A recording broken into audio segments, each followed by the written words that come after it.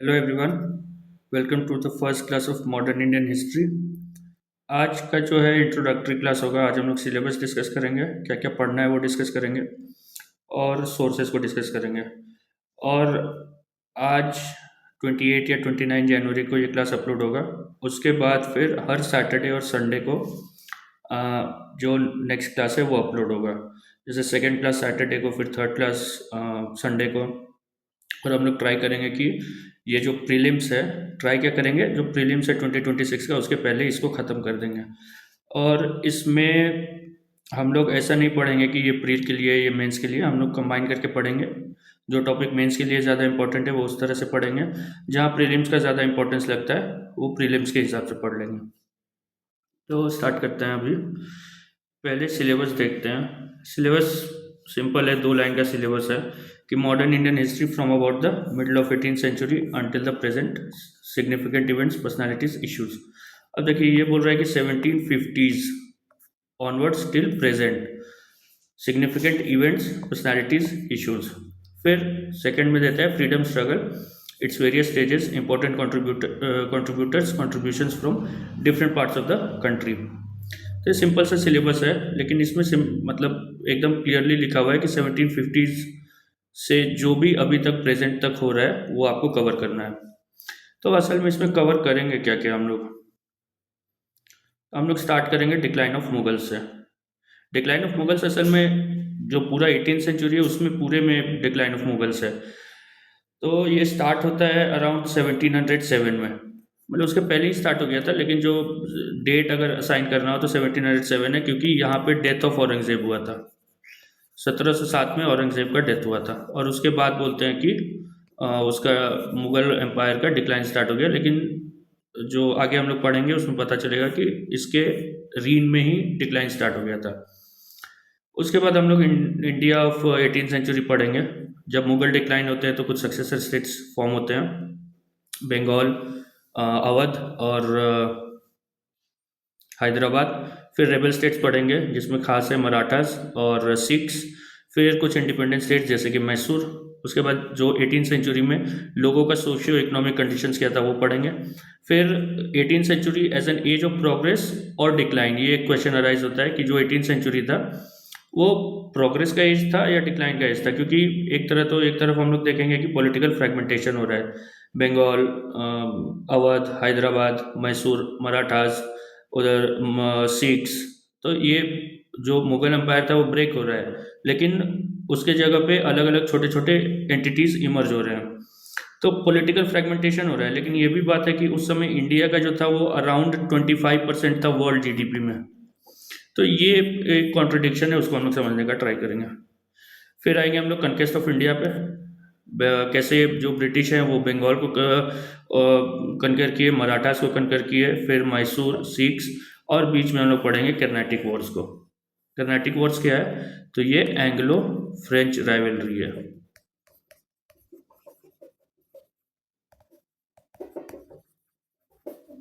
ये भी हम लोग देखेंगे। उसके बाद फिर हम लोग आएंगे जब ब्रिटिश रूल इंडिया में अच्छे से इस्टेब्लिश हो जाएगा, उसके बाद हम लोग पढ़ेंगे British commercial policy and land revenue systems. कि जब ब्रिटिश एक बार इंडिया में पॉलिटिकली अगर वो इस्टेब्लिश हो जाते हैं तो वो इंडिया तो ट्रेडर्स के तौर पे आए थे, लेकिन उनको जब पॉलिटिकल पावर आ जाता है तो उनका जो कमर्शियल पॉलिसी है उसमें क्या चेंज आता है ये हम लोग समझेंगे। उसके बाद फिर लैंड रिवेन्यू सेटलमेंट समझेंगे। लैंड रिवेन्यू सिस्टम, जिसको सेटलमेंट बोलते हैं, उसको Ryotwari settlement, permanent settlement, Mahalwari settlement, ये 3 मेन है। उसमें मेनली ये है कि जब बैटल ऑफ बक्सर हुआ था उसके बाद उन लोगों को दीवानी राइट, मतलब राइट टू कलेक्ट टैक्सेस, वो मिल गया था बिहार, बंगाल और उड़ीसा का। तो उसके कारण परमानेंट सेटलमेंट आया था। फिर उसके बाद फिर रेतवारी, मालवारी, तो उसको हम लोग देखेंगे। फिर एक पूरा ढांचा बनाया गया, अंग्रेज़ों ने पूरा एक ढांचा बनाया इंडिया को एडमिनिस्टर करने के लिए। जैसे जैसे इस्टेब्लिश होते गया, जैसे पहले वो लोग बंगाल को कनकर किए, फिर साउथ में कनकर किए, थोड़ा अवध में गए, और इनडायरेक्ट रूल में पहले किए, फिर डायरेक्ट रूल में किए। तो कैसे फिर जो एक बार उनको पॉलिटिकल पावर मिलते गया तो क्या क्या उनका एडमिनिस्ट्रेटिव स्ट्रक्चर था, उसमें हम लोग सिविल सर्विसेज के बारे में पढ़ेंगे, आर्मी, पुलिस और जुडिशियल ऑर्गेनाइजेशन, ये 4 मेन स्ट्रक्चर्स हम लोग पढ़ेंगे। उसके बाद फिर हम लोग कमर्शियल पॉलिसी पढ़ लिए उनका, ब्रिटिश का। उसके बाद हम लोग पढ़ेंगे सोशल पॉलिसी और कल्चरल पॉलिसी। उसमें ओरिएंटलिस्ट, क्रिटिकल अप्रोच, रेडिकल्स और स्प्रेड ऑफ मॉडर्न एजुकेशन पढ़ेंगे। फिर हम लोग पढ़ेंगे इकोनॉमिक इम्पैक्ट, मेनली 1764 से लेकर के 1857 तक समझ लीजिए। ये वाला हम लोग मेनली पढ़ेंगे कि क्या इम्पैक्ट हुआ। उसमें भी खास करके जो मेनली जो इम्पैक्ट स्टार्ट होता है वो 1813 ऑनवर्ड से, क्योंकि इस समय होता है इंडस्ट्रियल रेवोल्यूशन। इंडस्ट्रियल रेवोल्यूशन के बाद जो रिलेशन है इंग्लैंड और इंडिया का, वो ड्रास्टिकली चेंज होता है, प्रॉपर कॉलोनियल रिलेशन स्टैब्लिश होता है। तो उसमें क्या इकोनॉमिक इम्पैक्ट आता है, ये हम लोग पढ़ेंगे। फिर इसके बाद का जो इम्पैक्ट है 1857 से 1947, उसका क्या, तो वो भी हम लोग पढ़ेंगे, लेकिन जो उसका जो नेचर होता है वो चेंज हो जाता है। तो वो फिर हम लोग 1858 का जो रिवोल्ट होता है उसके बाद पढ़ेंगे। फिर जब इकोनॉमिक इम्पैक्ट पढ़ लेंगे तो हम लोग उसका रिएक्शन पढ़ेंगे कि इंडियंस ने कैसे रिएक्ट किया। तो उसमें हम लोग पढ़ेंगे peasant revolt, civil uprisings, tribal revolt. Peasant revolt हो गया जो किसानों ने किया, सिविल रिवोल्ट्स हो गया जो जमींदार या डिपोज जो राजा हुए, नवाब हुए, ये लोगों ने जो किया। और फिर हम लोग पढ़ेंगे रिवोल्ट ऑफ 1857। और ट्राइबल रिवोल्ट्स होता है जो ट्राइबल्स ने किया। फिर 1857 का रिवोल्ट होता है तो उसके बाद फिर कुछ एडमिनिस्ट्रेटिव चेंजेज आते हैं, ये हम लोग पढ़ेंगे चेंजेस आफ्टर 1857 में। उसमें एडमिनिस्ट्रेटिव चेंजेस, आर्मी में क्या क्या चेंज आया, पब्लिक सर्विस में क्या चेंज आया, जो पॉलिसी था प्रिंसली स्टेट्स की तरफ वो क्या चेंज आया, और जो सोशल रिफॉर्म हो रहा था उसके बाद। सोशल रिफॉर्म में हम लोग लास्ट में आएंगे। सोशल रिफॉर्म जो हो रहा था उसके प्रति उनका क्या रवैया था, वो कैसे चेंज हुआ, ये पढ़ेंगे। फिर नेशनलिस्ट मूवमेंट स्टार्ट होगा। उसमें हम लोग सबसे पहले तो यही देखेंगे कि कॉजेस क्या था नेशनलिस्ट मूवमेंट का स्टार्ट होने का, राइज ऑफ नेशनलिज्म का कॉजेस क्या था। फिर थोड़ा बहुत हम लोग कवर करेंगे प्री कांग्रेस 1880, मतलब अराउंड 1858 टू 1885, क्योंकि 1885 में कांग्रेस का जन्म होता है, मतलब वो स्टैब्लिश होता है। फिर कांग्रेस के फेज में आएंगे तो सबसे पहले हम लोग मॉडरेट्स, एक्सट्रीमिस्ट्स, और फिर गांधीयन फेज। ये ऐसे ब्रॉड क्लासिफिकेशन है। उसमें फिर हम लोग मतलब ये मत सोचिए कि इसको ऐसे तीन में इजीली डिवाइड कर दिया, नहीं। मॉडरेट्स में फिर और एक्सट्रीमिस्ट में फिर स्वदेशी मूवमेंट आएगा, फिर गदर मूवमेंट आएगा। उसके बाद जो फर्स्ट वर्ल्ड वॉर है उसमें क्या हुआ वो आएगा। गांधीयन फेज में रॉलेट सत्याग्रह आएगा, चंपारण सत्याग्रह आएगा, खेड़ा सत्याग्रह आएगा, फिर नॉन कोऑपरेशन मूवमेंट आएगा, फिर स्वराजिस्ट का डिबेट होगा। उसके बाद नेहरू रिपोर्ट होगा, जो साइमन कमीशन है उसके बारे में होगा, फिर सिविल डिसोबीडियंस। तो पूरा हम लोग उसको कवर करेंगे, बस ये शॉर्ट में लिखा हुआ है गांधीयन फेज। ये गांधीयन फेज असल में लगभग 27 साल का ड्यूरेशन है। और अगर चंपारण से लीजिएगा तो 1917 में हुआ था, तो लगभग 30 साल का फेज है। फिर इंडिपेंडेंस एंड पार्टीशन पढ़ेंगे, और बीच में ढेर सारा डिबेट है। क्रिप्स मिशन है, और कैबिनेट मिशन प्लान है, और ऑगस्ट ऑफर है। तो ये सब ढेर सारा चीज़ हम लोग पढ़ेंगे। इसके अलावा जो ये वाला कवर करेंगे, इसी के साथ साथ जहाँ ज़रूरत पड़ा और जहाँ ज़रूरत पड़ा वहाँ अलग से सोशल रिलीजियस रिफॉर्म मूवमेंट पढ़ेंगे हम लोग, जो जिसमें राजा राम मोहन रॉय, ईश्वर चंद्र विद्यासागर, केशव चंद्र सेन, ज्योतिबा फुले, ये लोगों का नाम आता है। वो सोशल रिलीजियस रिफॉर्म मूवमेंट पढ़ेंगे, इसका कॉजेस पढ़ेंगे, इसका नीड पढ़ेंगे कि क्या नीड था, इसका मेथड्स पढ़ेंगे।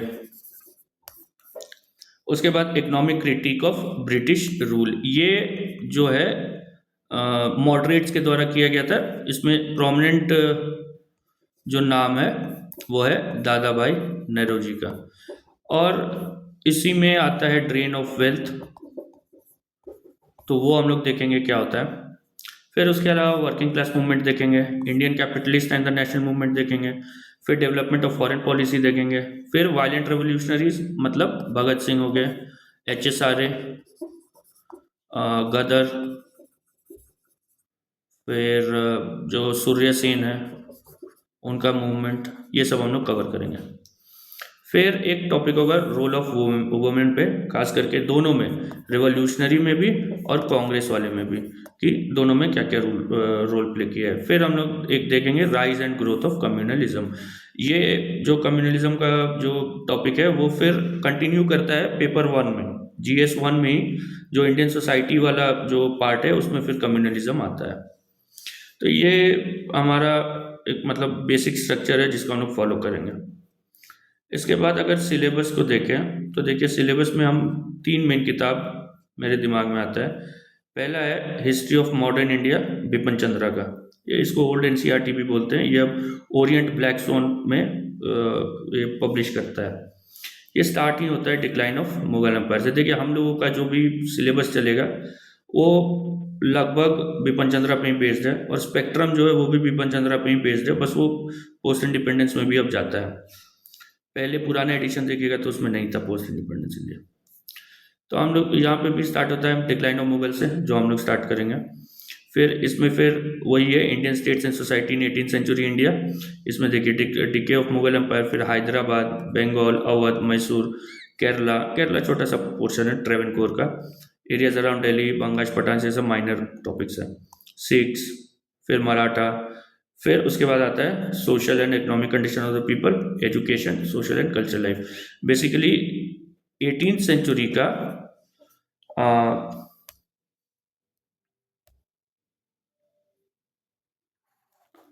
जो पॉलिटिकल लाइफ है, जो सोशल लाइफ है और जो कल्चरल लाइफ है वो हम लोगों को समझना है। और एक जो हम लोग टॉपिक कवर करेंगे कि वो एज ऑफ डिक्लाइन था, एज ऑफ प्रोग्रेस था, वहाँ पे हम लोगों का इकोनॉमिक लाइफ कवर हो जाएगा 18th सेंचुरी का। ये इसलिए समझना ज़रूरी है क्योंकि इसके मतलब इसी पे बेस होगा सारा हमारा जो उसके बाद नेशनल मूवमेंट का जितना भी जो भी आगे हम लोग पढ़ेंगे वो इसी पे बेस्ड होगा। फिर यूरोपियन पेनिट्रेशन जो हमारे जो हम लोग का स्ट्रक्चर रहेगा, उसमें फिर ईस्ट इंडिया कंपनी, ये सब हम लोग थोड़ा कम में ही पढ़ेंगे। Growth of east India company, ये सब क्योंकि ये हमारे सिलेबस के बाहर का चीज़ है। देखिए 1600 से 1714 का बात है, तो ये हमारे सिलेबस का बात का वो नहीं है। फिर ये एंग्लो फ्रेंच राइवलरी, ब्रिटिश, ये बंगाल। फिर डुअल, ये हम लोग भी पढ़ेंगे, डुअल सिस्टम ऑफ एडमिनिस्ट्रेशन। फिर वॉर्स अंडर वेरन हेस्टिंग्स और कॉर्नवालिस दिया हुआ है। इसमें वही है मैसूर का जो लड़ाई है, जैसे Mysore second Mysore Anglo Mysore war 82 से 80 से 84 है, 1784 से 84, तो वॉरेन हेस्टिंग्स से आ गया। कॉर्नवालिस का है तो थर्ड मैसूर वॉर 90 टू 92, 1792। तो वैसा ये डिवाइड किया है जो गवर्नर जनरल के नाम से। हम लोग अलग से पढ़ेंगे, मतलब मैसूर, हैदराबाद, मराठा जैसा करके। फिर ये लॉर्ड वेल्सले का आ गया, इसमें फोर्थ एंग्लो मैसूर वॉर होगा, सेकेंड एंग्लो मराठा वॉर होगा। तो बेसिकली हम लोग जो कवर किए ना उसको ये ऐसे डिवाइड कर दिया है। उसके बाद फिर structure of government and economic policies, ये हम लोग कवर करेंगे। उसके बाद फिर इसमें दिया हुआ है एडमिनिस्ट्रेटिव ऑर्गेनाइजेशन, ये भी हम लोग कवर करेंगे। यहाँ तक हम लोग का सेम रहेगा। इसके बाद यहाँ पे आता है सोशल एंड कल्चरल अवेकनिंग, इसको हम लोग इस समय स्किप कर देंगे। यहाँ पे राम मोहन रॉय, डेरोजियो एंड यंग बंगाल, और फिर देवेंद्रनाथ टैगोर, ईश्वरचंद्र विद्यासागर, इसको हम लोग फिलहाल के लिए स्किप कर देंगे। फिर ये सीधा चला जाता है 1857 पे। यहाँ पे हम लोग पहले करेंगे ट्राइबल, पेजेंट और सिविल अपराइजिंग, और उसके बाद हम लोग आएंगे 1857 पे। और इन दोनों के पहले हम लोग एक पढ़ेंगे इकोनॉमिक इम्पैक्ट। अब इसने क्या किया है कि इकोनॉमिक इम्पैक्ट यहाँ पे दिया हुआ है, तो इसको हम लोग पहले पढ़ेंगे, क्योंकि अगर आप लॉजिक समझोगे तो इकोनॉमिक इम्पैक्ट अगर आप समझोगे तब आपको पता चलेगा कि वो रिवोल्ट क्यों करते हैं। तो इसको समझे बिना हम लोग वो नहीं रिवोल्ट नहीं समझ सकते हैं। उसके बाद फिर हम लोग रिवोल्ट ऑफ 1857 पढ़ेंगे। फिर 1857 के बाद हम लोग ये पढ़ेंगे एडमिनिस्ट्रेटिव चेंजेस, वो तो सेम ही है। फिर यहाँ पे नेशनल मूवमेंट स्टार्ट होता है। फिर एक यहाँ पे दिया हुआ है socio religious reform movement after 1858, ये हम लोग कंबाइन करके पढ़ेंगे। उसके बाद नेशनलिस्ट मूवमेंट, फिर नेशनलिस्ट स्ट्रगल फॉर स्वराज, और फिर ये खत्म हो जाएगा 27 से लास्ट चैप्टर में। तो लगभग ये इसका जो है। अब देखिए ये जो स्टार्ट होता है ना, ये डिक्लाइन ऑफ मुगल से स्टार्ट होता है। दूसरा किताब है इंडिया स्ट्रगल फॉर इंडिपेंडेंस, ये स्टार्ट ही होता है रिवोल्ट ऑफ 1857 से। और उसके बाद सिविल रिबिलियंस, ट्राइबल अपराइजिंग्स, ये वो हैं जो पोस्ट 1857 है। फिर peasant movements and uprisings after 1857, foundation of Congress, ये वाला हम लोग एक साथ पढ़ेंगे, जो मिथ है और जो रियलिटी है। इस पे 2025 में ही सवाल आया है सेफ्टी वॉल थ्योरी पे। फिर सोशल रिलीजियस रिफॉर्म मूवमेंट, वो कवर कर लेंगे। फिर इकोनॉमिक क्रिटिक, ये इकोनॉमिक इम्पैक्ट और इकोनॉमिक क्रिटिक अलग ये है कि इकोनॉमिक इम्पैक्ट तो वो चला आ रहा है 1764 से, लेकिन इसको एक ऑर्गेनाइज्ड वे में पुट फोर्थ किया जो मॉडरेट्स थे, इसलिए लेट 19th सेंचुरी में, तो इसलिए ये अलग आता है। फिर ये प्रेस फ्रीडम, ये सब छोटा मोटा टॉपिक है, ये हम लोग लास्ट में कवर करेंगे। प्रोपेगेंडा इन द लेजिस्लेचर्स, ये जो है स्वदेशी मूवमेंट, इसको हम लोग डिटेल में कवर करेंगे। स्प्लिट इन कांग्रेस, ये 1907 में हुआ था, ये सब हम लोग कवर करेंगे स्वदेशी और मॉडरेट्स और एक्सट्रीमिस्ट के डिबेट में। फिर वर्ल्ड वॉर 1 हम लोग में आएगा। जैसे जैसे हम लोग ये फिर जो ये फॉलो किया है ना, वही वैसा ही चलते जाएगा हम लोग का। Home rule movement, early career and activism of Gandhi ji, non cooperation movement, peasant movement, working class, gurdwara reform movements, ये इसी का पार्ट है। नॉन कॉपरेशन मूवमेंट का ही पार्ट है वो, ये जो गुरुद्वारा वाला पार्ट है, ये असल में अलग था, लेकिन ये नॉन कॉपरेशन मूवमेंट उस समय जितने भी उस समय मूवमेंट्स हो रहे थे सबको इनकॉर्पोरेट कर लिया था। फिर उसके बाद 1923, 1920 से 1926 ये पढ़ेंगे। फिर 1927 में गैदरिंग स्टॉर्म, मतलब साइमन कमीशन आ जाता है। तो ये भी देखिए लगभग वही चल रहा है, मतलब जो प्री 1857 है वो हम लोग लगभग इस किताब को फॉलो कर रहे होंगे, और जो पोस्ट 1857 है वो हम लोग लगभग इस किताब को फॉलो कर रहे होंगे। इसमें फिर आगे देखिएगा सिविल डिसोबीडियंस मूवमेंट आता है, Karachi to Wardha, rise of left wing, strategic debate, 28 months of Congress rule, peasant movement, freedom of princely states, capitalist, foreign policy, communalism. फिर कम्युनलिज्म पे इसमें 3 चैप्टर दिया हुआ है, हम लोग एक में ही कंप्लीट कर देंगे। त्रिपुरी से क्रिप्स मिशन, फिर quit India movement, post war national upsurge, और उसके बाद फ्रीडम एंड पार्टीशन। अब एक आता है स्पेक्ट्रम, जो स्पेक्ट्रम पढ़ना चाहते हैं, स्पेक्ट्रम भी अच्छा किताब है, लेकिन उसमें जो पहला चैप्टर है sources for the history of modern India, ये वाला सिलेबस के काम का नहीं है। जो सेकंड वाला है major approaches to the history of modern India, काम का नहीं है, ये ऑप्शनल के काम का है। सोर्सेज इसमें कभी नहीं पूछेगा जीएस में। एडवेंट ऑफ द यूरोपियंस जो है, ये अगर आप देखिएगा तो हमारा सिलेबस पोस्ट 1750 है। ये वाला जो जितना कवर किया हुआ है ये प्री 7 जो हमारे सिलेबस है उसके बाहर का है, तो इसको भी आप लोग स्किप कर सकते हो। उसके बाद है India on the eve of British कनकेस्ट। यहाँ से देखिए जो डिक्लाइन ऑफ मुगल एम्पायर है ना, ये फिर वही ये बिपिन चंद्रा को ही फॉलो किया हुआ है। अगर आप बिपिन चंद्रा का बुक का वो लोगे कंटेंट और इसका कंटेंट लोगे तो आप देखोगे कि हूबहू फॉलो किया हुआ है। तो लास्ट में लेकिन जो स्पेक्ट्रम दिया हुआ है उसमें कुछ ऐसा अपेंडाइसिस करके दिया हुआ है। इसमें प्री के लिए कुछ अच्छा इंफॉर्मेशन है, जैसे हम लोग वहाँ सिलेबस में देखें पर्सनालिटीज, तो वो एक है। दूसरा है जो गवर्नर जनरल्स एंड वॉइसरॉयज, उनके काल में ऐसा कोई क्वेश्चन अभी मेरे दिमाग में तो नहीं है, लेकिन पूछ सकता है यूपीएससी कि ये जो जैसे कर्जन पे एक बार शायद पूछा है तो उसमें काम आ सकता है। डलहाउजी पे एक बार मेंस में पूछा है तो वो उसके काम नहीं आएगा, वो फिर हम जो पढ़ेंगे उसमें काम आएगा। फिर एनुअल सेशंस ये काम आ सकता है। सोशो रिलीजियस रिफॉर्म मूवमेंट्स, इसमें कुछ डेटा है, वो मतलब ये टेबल के फॉर्म में है, ये डेटा है बेसिकली, और ये आपको प्री में काम आएगा। तो सवाल है कि क्या अब सिलेबस जो हम लोग मतलब ये जो क्लास होगा इतना सारा, तो उसमें क्या ये किताब भी पढ़ा जाए या इसको स्किप कर दें। देखिए क्लास करना एक बात है, लेकिन फर्स्ट हैंड नॉलेज वो ज़्यादा इम्पोर्टेंट है। तो हम बोलेंगे अगर आप क्लास करोगे उसके बाद आपको दिक्कत नहीं आएगा, क्योंकि सिलेबस हम लोग कॉम्प्रिहेंसिवली कवर करेंगे। लेकिन अगर आपके पास टाइम मिलता है तो एक बार आप रीडिंग दे दो। अगर दोनों में से कोई भी किताब को, अगर आपको लगता है कि हाँ मेरे को ये पोर्शन वीक है, तो आप उसको रीडिंग दे दो। और नहीं भी दोगे तो चलेगा, क्योंकि हम लोग कवर करेंगे।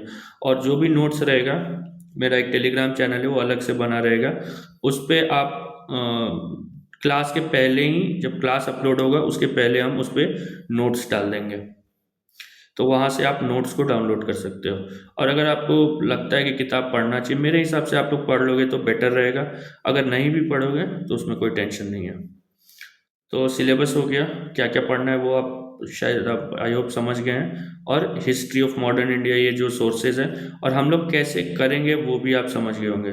कि जो मेनली हम लोग स्टार्ट करेंगे डिक्लाइन ऑफ मुगल से, यहाँ से फिर 1857 तक लगभग इस बुक को फॉलो करेंगे, या चेंजेस आफ्टर 1858। और उसके बाद फिर हम लोग ये वाले किताब को पकड़ लेंगे और इसको हम लोग फॉलो करेंगे। हम बिपिन चंद्रा को इसलिए प्रिफर करते हैं क्योंकि उसका लैंग्वेज बहुत लूसिड है, पढ़ने में बहुत आसान है।